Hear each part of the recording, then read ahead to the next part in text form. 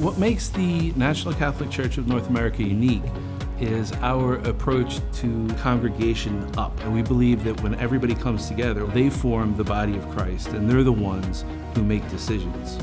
And in terms of clergy, we feel that whether you're a congregant or you're a deacon or a priest or a bishop, you're just fulfilling a different role, a unique role. That's much different than the way most churches operate. Independent Catholicism has been around since before the First Lateran Council, which is in the early 1700s. We started as a kind of reaction to the First Lateran Council in Utrecht in the Netherlands.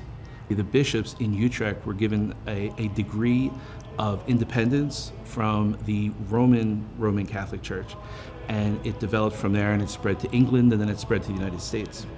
The other group of independent Catholicism started in the 40s in Brazil, when a bishop was reacting to the Vatican's participation in the colonialization of Brazil and hiding of war criminals.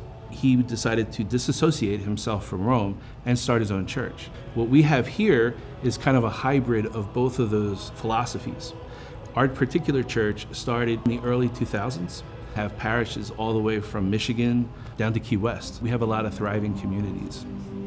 The structure of the organization of our particular church develops from the congregational level and then flows up. Like the job of a bishop is to free up the priests, pastors, to go ahead and be the pastors that they're called to be. Deacons, who are really the workhorses of the church, they're the ones who go out and make sure that parishes are running. We also consider the congregation to be an absolute integral part of running the church, growing the church, and making sure that our message gets out there.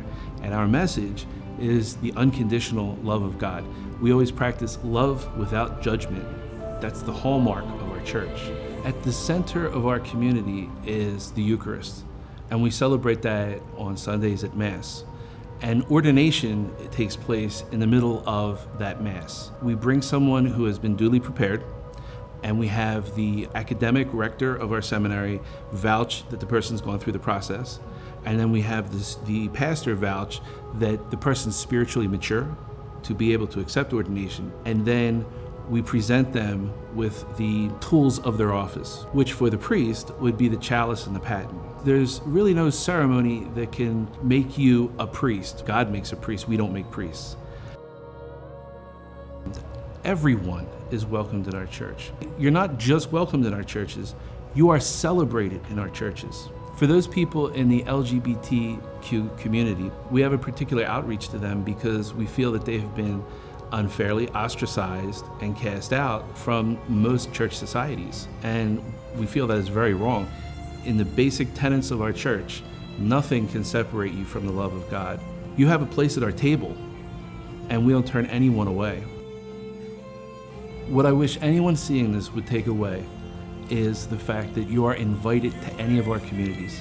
We are a place for you to come, to be welcomed, and to be celebrated. And if you have any questions about religion, if you have any questions about your place in the world, we're here to be with you and to walk through that.